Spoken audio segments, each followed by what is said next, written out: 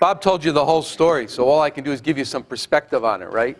But, I come from the far eastern suburbs of Brookline.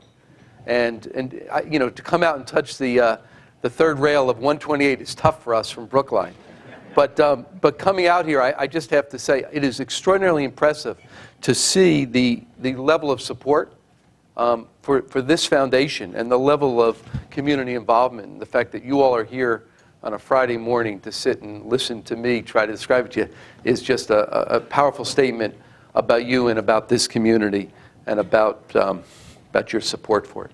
Okay, let me sort of start, if I can, and tell you that what we want to take you through is some of how this thing called Panera Cares happened and what it's really about. And then I want to try to use that to try to, as Bob gave voice to, give some perspective on the challenges that we face in communities like MetroWest. And let me start, if I can, and just say that everything I'm going to talk about, none of it could happen if we didn't have the success we've had in Panera. And so it is enabled by Panera's success. Panera is essentially today, as Bob gave voice to, a $5 billion market cap company. It has 8 million customers per week. Just to give you some sense of it, it is 1,700 bakery cafes essentially across the country and Canada. And then I would just say to you, it consists of 80,000 employees. And part of what we're going to talk about today is how do you engage those employees? And how do you engage them in a way in which they feel a sense of pride in what you do? And so what we're talking about here is not simply what we do in the communities. We're also talking about what we do with our own people and for our own people in giving voice to what they care about. Let me just move forward and just as Bob gave voice to, give you some sense again. Panera, in classic terms, has been an extraordinary success. This is just some sense of the stock chart over the last 4 or 5 years. To give some voice to it, literally, it's been among the best performing restaurant stocks of the last decade. Now, here's the important point. I want to share this with you because I know many of you are in business. I think that to me, those are the external measures. But those are byproducts. When you end up with a stock price or performance, it happens because of something else. And I would say to you that for me, as the company's founder and as its longtime CEO, the lens through which I judge my work, as I know you do, is actually quite different. The lens that I use is that our financial success is simply a byproduct of making a difference in communities and making a difference in the lives of the millions of guests we have and in the lives of our own people. And when we're able to do that, things happen.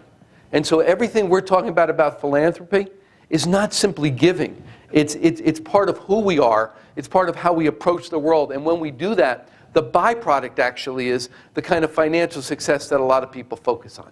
Let me share with you something else personally, because we often talk about business as a corporate entity, but actually it's about personal experiences.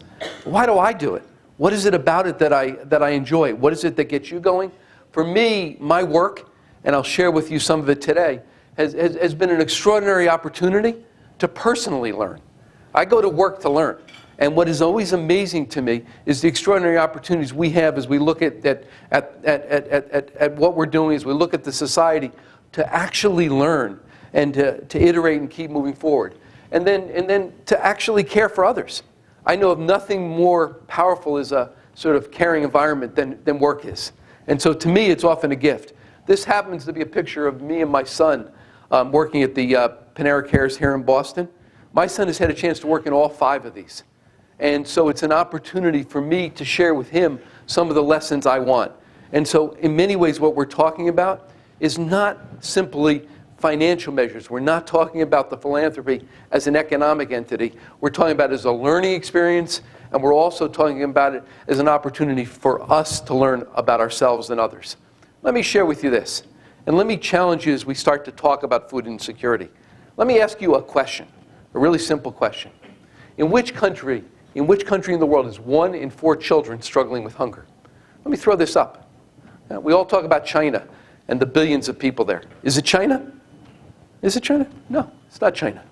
Let's throw another one up. The country that we often talk about to the south of us, we think of as our poor neighbor. Is it Mexico? No? Is it Mexico? No. In fact, at this point, there are more Mexicans moving back to Mexico than coming to the United States. Right? If you want to talk about immigration policy, it's another discussion. I think we all know the answer. What is it? The reality is it's the United States of America. And what are we talking about here? What are we really focused on? The fact that 1 in 4 children in this country, 1 in 4 children in this country are not getting enough food to eat. What do we mean by that? That some point in the last year, they went to bed and they didn't know where their next meal was coming from. Right? Think about that. Right? We're talking about 48 million Americans. Right? 48 million Americans, 1 in 6 are living in food insecure homes. Right? And the important part to get is that this is not a problem external to us. This happens to be a slide I picked up. It always amazes me. We use this word food insecure today. What is food insecure? It's basically the sanitized version of hungry. Right? And that's what the USDA calls it. But it's about people that actually are hungry. It's about people that actually didn't know where their food was coming from. And we often like to think of it as away from us, but it's right here in MetroWest. It's right here in our communities. Of those 48 million people, started to do some research on it, 30% of those people are working. 1 in 3 are working in our society. 25% are college graduates. Something like 20% own their own homes. Only 10% are homeless. Right? This isn't the folks pushing the shopping carts up the street who are completely, deinstitutionalized in horrible shape. These are folks that are in our communities that are around us. And I think if we try to believe that there's this extraordinary difference between the guys at the top of Trump Tower and the guy at the bottom asking for help, we're foolish. We're wrong. It's all around us. So let's see if we can now take this and bring it back to our little experiment called Panera Cares. To begin with, the inspiration from this came, again, like so much in life, like your involvement with this foundation. It begins with a small step, and then you take the next step. And you're not always so sure where you're going, but you have to begin somewhere. And for Panera, which has always had this tremendous success in communities all over this country, partly what we've always done is because we bake fresh every day, we've given product away in these communities across the country. It's really where we started. And we give away tens of thousands of bagels and baked goods every single evening somewhere in this country. And for us, that led us to this involvement with food banks and food shelters all over the country. And we began to learn about this issue. But at the same time, there's always challenges, and out of those challenges comes opportunities. One of the things that we felt very personally is we'd see this product go out in boxes or black plastic bags out the back of our cafe every night, and it just felt like disconnected from who we were. Right? It just went out the back. And sometimes it went to bad use. I can remember reading an article about a food shelter up in Indiana, and they had too much Panera product, and somebody threw it away, and it was floating down the Indiana River. And you start to think to yourself, is this really how it works? And I didn't know what to do about it. But I knew it felt disconnected from us, and I wanted to try to figure out how do we make a difference in a real way? What do we do to make that difference in these communities around the country that was more connected for us? I would tell you that the real inspiration came for me in the height of the recession. And Nancy and I, my wife, were in bed one night. We had TiVo'd the NBC Nightly News with Brian Williams, and they did a piece on a small cafe that had opened in Denver, Colorado, called the Same Cafe. And this cafe was a cafe of shared responsibility, a community cafe. It was a cafe where there were no set prices. The assumption was that you could come in, if you had the means, you were asked to pay it forward and help somebody else. If you had the need, you were welcome to leave whatever you could. And if you had nothing, you were welcome to leave nothing. And the assumption was that you could sustain a cafe by people doing the right thing and by caring for each other. Now, the interesting part to me, I found it fascinating to listen to this. And as I was thinking about this, I began to think to myself, you know what? Right? The reality is that this Same Cafe out in Denver, the reality is they had taken 10 years to get this thing open. Right? 10 years, they had 40 seats. We open a restaurant every 2 days somewhere in the country. We got 80,000 people doing this. We got equipment, I don't know where it is, I mean, we've got so much capability. And I looked to Nancy, I said, if I had any guts, I'd just take one of these cafes, I'd take one of our cafes, and I'd figure out how we could open one of these and open a community cafe. And my wife, being my wife, looked at me and said, well, then you damn well better do it, Ron. right? And so that's usually where I get my push. And off I went to try and go do it, right? And so as I began to think about it, I began to realize that Panera had this nation-spanning capacity. And it was a powerful opportunity for just what we wanted, to apply our skills, to apply our competency, to apply what we knew directly against the problem. And to do it in a way we could touch it and feel it, much like you're doing here in MetroWest. Not that it's disconnected, not that it's somewhere else, but that it's something that we knew we were doing with our own hands. We knew what we were taking on. And it allowed us to begin to think about this thing called Panera Cares. And so let me share with you what Panera Cares was really created to accomplish. In its core, it was meant to apply Panera's philosophy, as I said, of making a difference in communities in which we operate in new ways. I was fascinated by trying to do something new and different. I didn't want to do what everybody else had done, which is simply hand out product or write a check. The other thing I think was very interesting to us was to utilize our strengths in ways of direct service.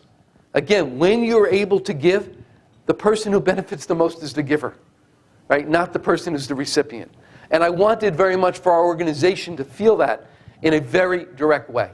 I would say to you the third thing, very personally, is everybody said I was nuts in doing this.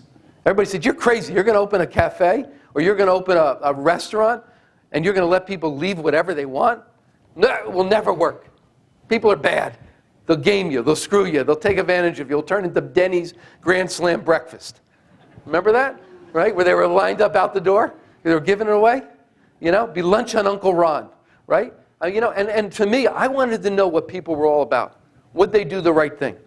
And I would say to you fourth, and again, very important, we wanted to raise the level of awareness about this issue. In a lot of ways, what we were trying to do was set up a demonstration that allowed us to talk about the issue, as we're here today to talk to you, and raise the awareness for people, because this is a very real issue.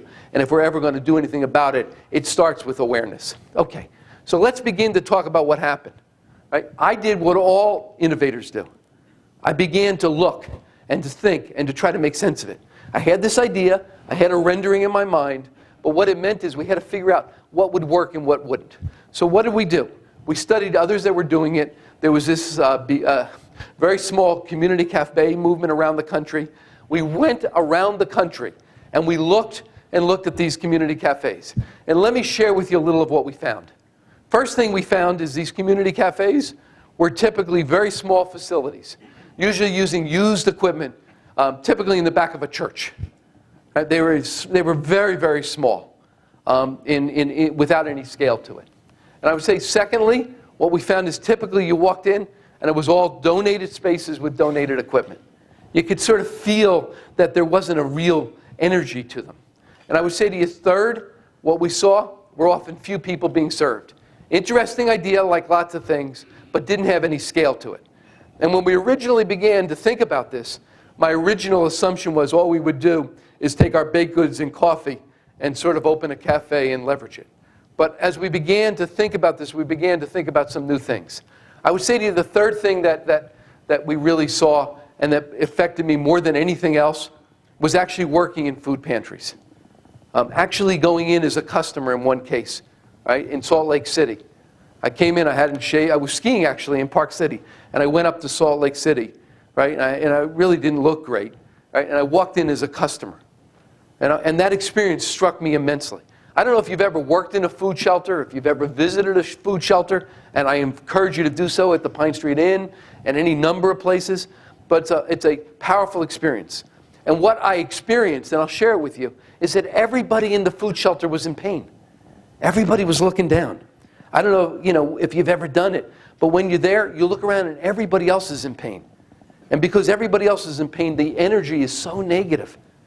Right? Everybody's trying to avoid making eye contact. Everybody's afraid to speak because they feel so powerless. And it really struck me that when you had communities of only people in pain, the net result was it increased the pain level for people. It increased the negative energy. And it began to make me think that we had to create an environment that was more uplifting.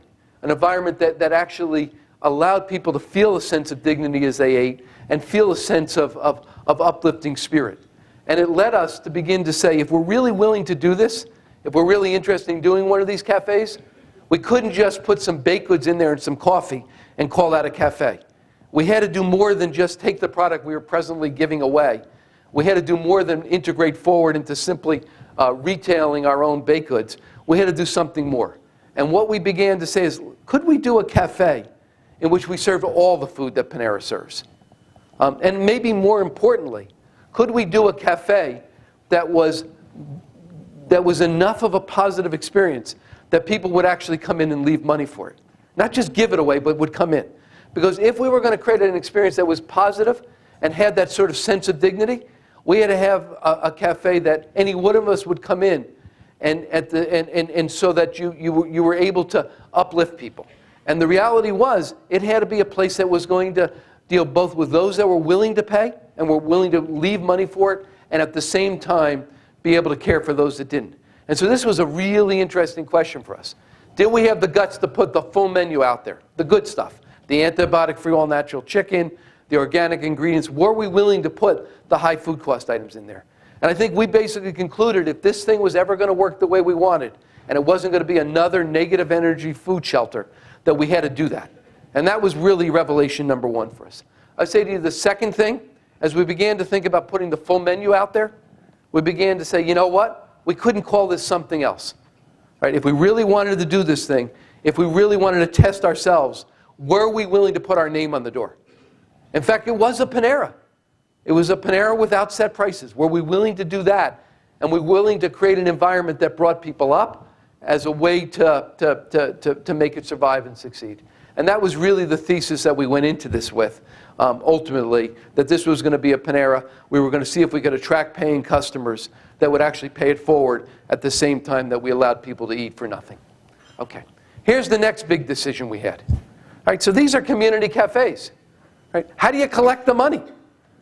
Right? We couldn't exactly do a 1099 check at the door, could we? Right? How do you collect the money? What do you do? Really tough issue. And most importantly, how do you maintain people's dignity in collecting money? Because if I ask you for the money, right, I'm going to know what you gave. And the reality is, as we looked at a lot of these community cafes around the country, one of the things that we found is they use cash registers often. And people were embarrassed because they knew they didn't have enough money. So we decided we were going to really try something. We were going to collect the money in donation bins. So we didn't know what you put in as a means to protect your dignity. And this was actually very interesting to us. We wanted to see how it would work. But ultimately, we made the decision to put donations bins in. Here's the other thing. Where do you locate these? Right? You know, do you put them in the worst neighborhoods? Well, it would be a great thing, but you know what? We couldn't support it. The whole thesis of it is it needed to be in economically diverse neighborhoods. It needed to be eclectic. You needed to be in neighborhoods where you had people that had real need, because you were kidding yourself if you didn't. On the other hand, you needed to be in neighborhoods where people had the means that they could support it, because it wasn't our cafe. The model for this was we were going to give this cafe to the community, and it was up to the community to see if it could sustain itself. We'd kick it off, we'd get it going, but we'd see what the community did with it. And ultimately, what we decided to do was open in, well, you know where we are in downtown Boston today. But our first store was in Clayton, Missouri. This is a community where we're across from the county jail.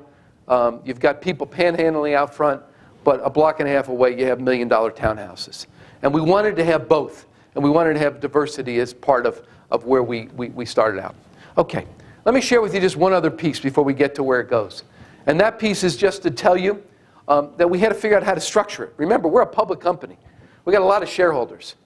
And when we start telling the shareholders we want to start opening cafes where we give away the food, that's a little bit of a problem. They say, Shaich, are you off another one of your crazy ideas? You know, are you out of control here? You're going to give it away? Well, yeah, I'd like to try it.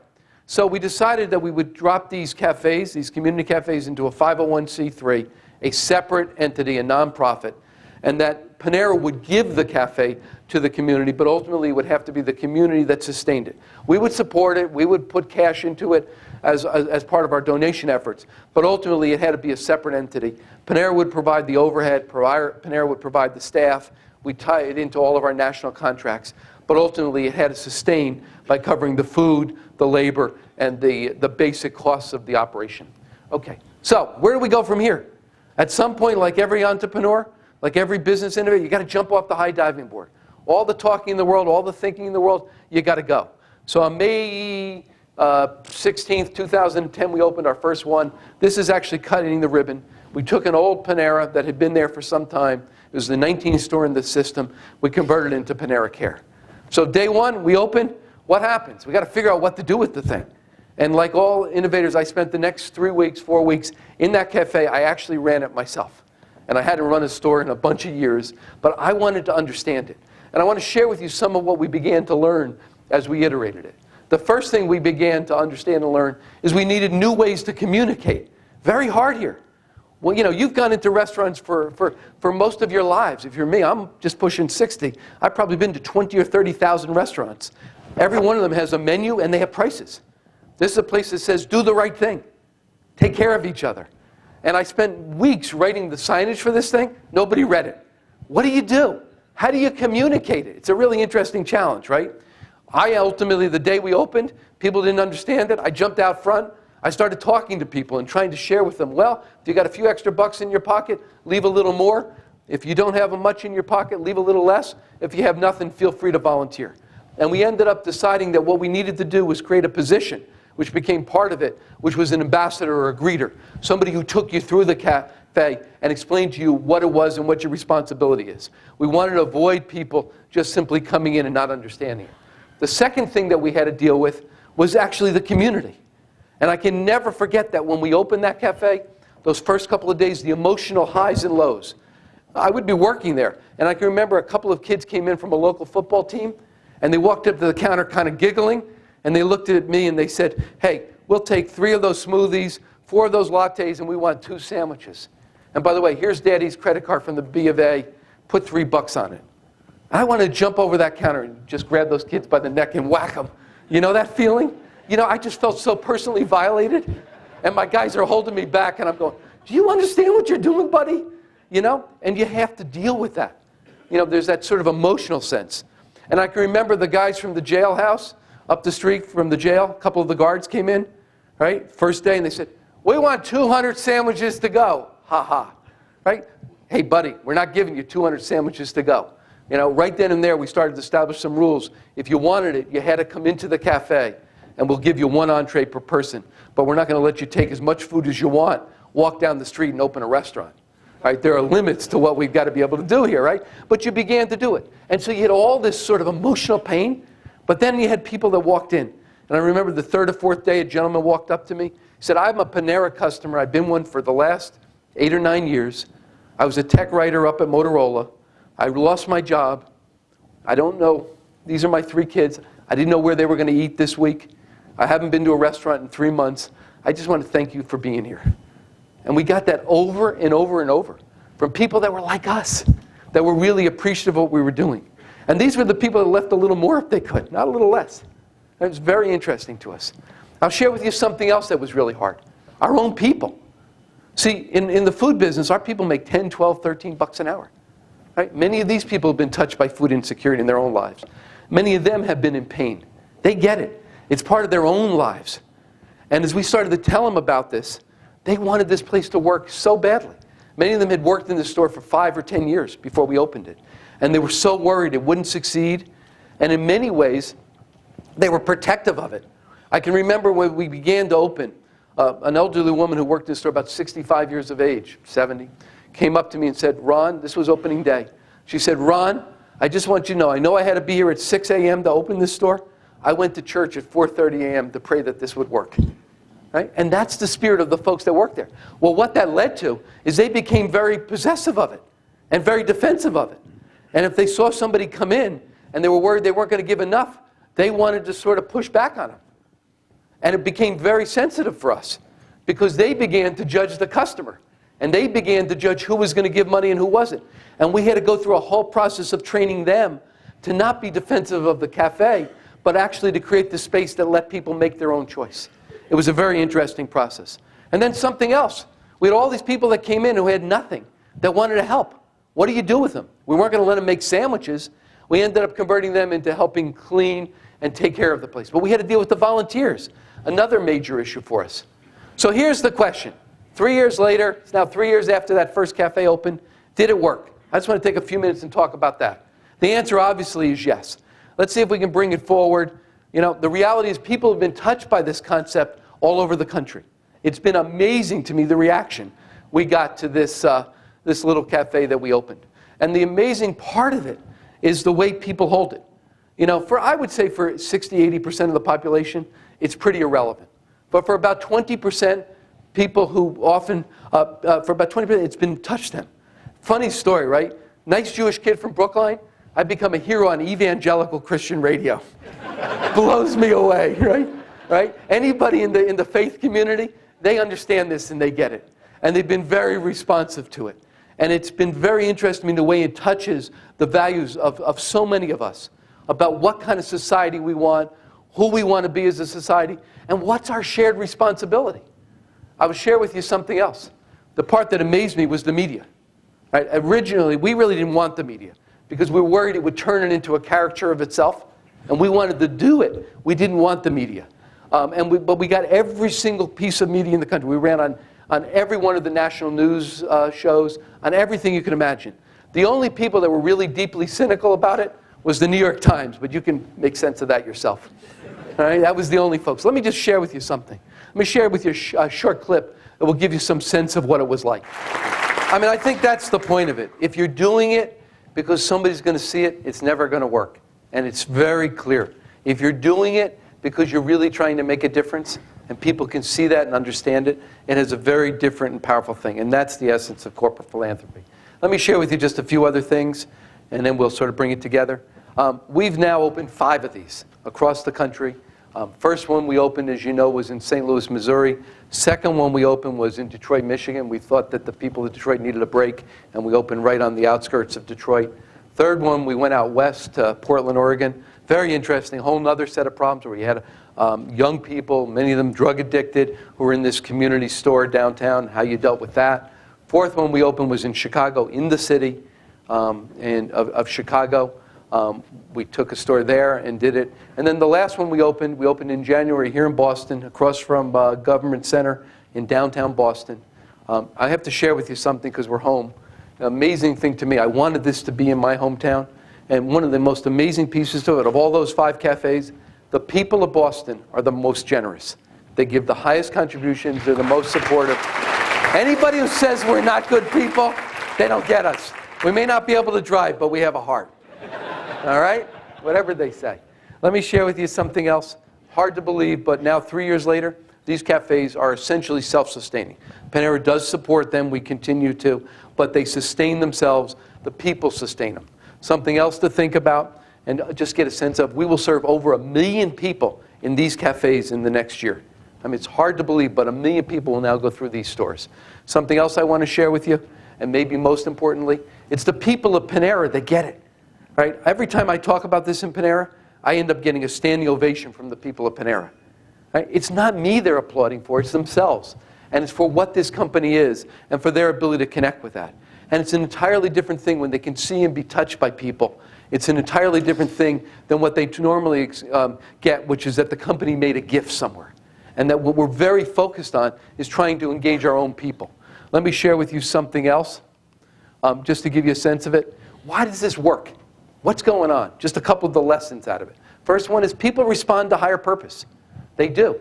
This provides a way for our guests who come in to make a difference. And as long as they believe that, they actually respond to it. Second thing I want to share with you is it's about respect for the individual. We're not telling anybody what to do. We're giving people a choice. Third reason it's worked is trust. This would fail miserably if people didn't trust we were doing it right. If people believed they were getting gamed or in some way used. We're making nothing on it, and we report back to the community how each of these cafes are doing so that there's complete transparency. And then fourth, whoever says humanity isn't good, they don't get it. Not everybody's good, but most people are fundamentally good. And what Panera Cares really is a statement is that humanity is fundamentally good.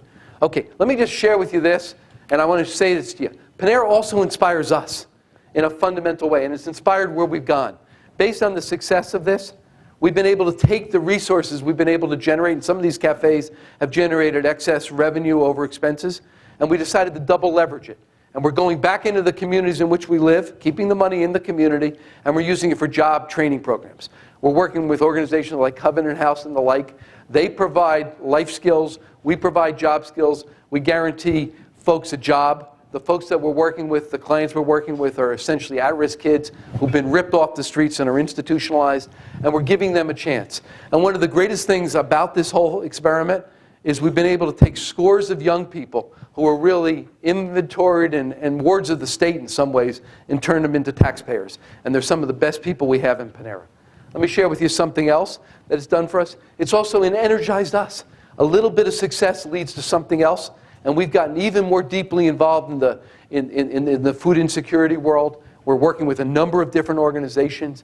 Now, if you walk into any Panera in the country, you'll see a bread box where you can contribute, you can add value. I'll share with you something else.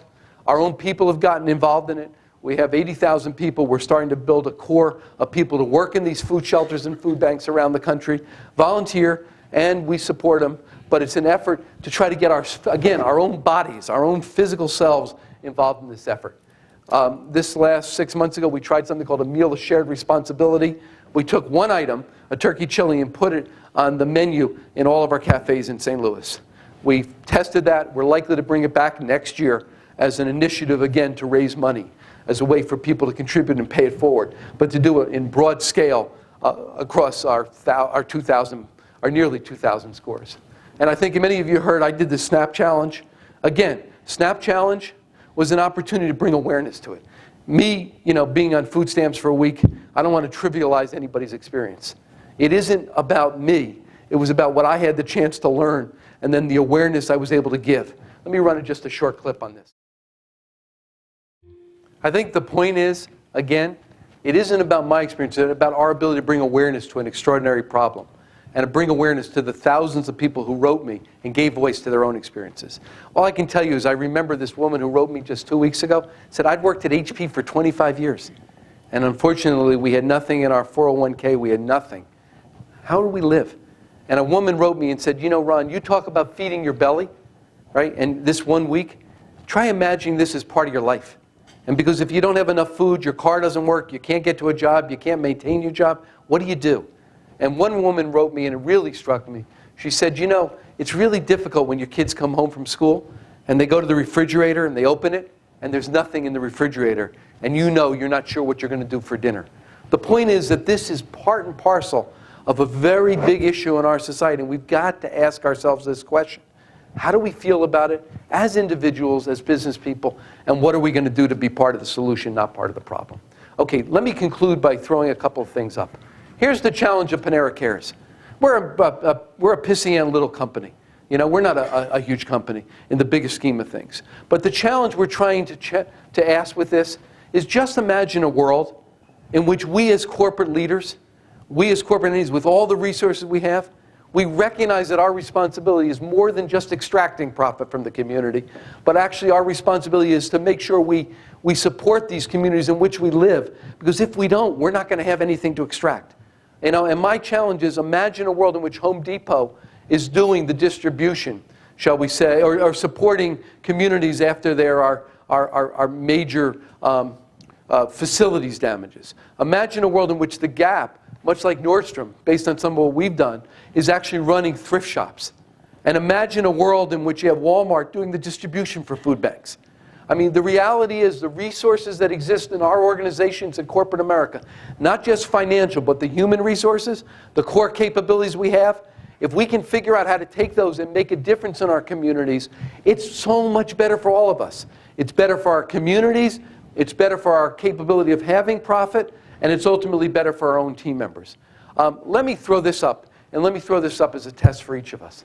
I hope you'll judge yourself not on your professional accomplishments alone, but also on how well you've addressed the world's deepest inequities, on how well you have treated people who have nothing in common with you other than your humanity. I think that's the question Bill Gates posed to us.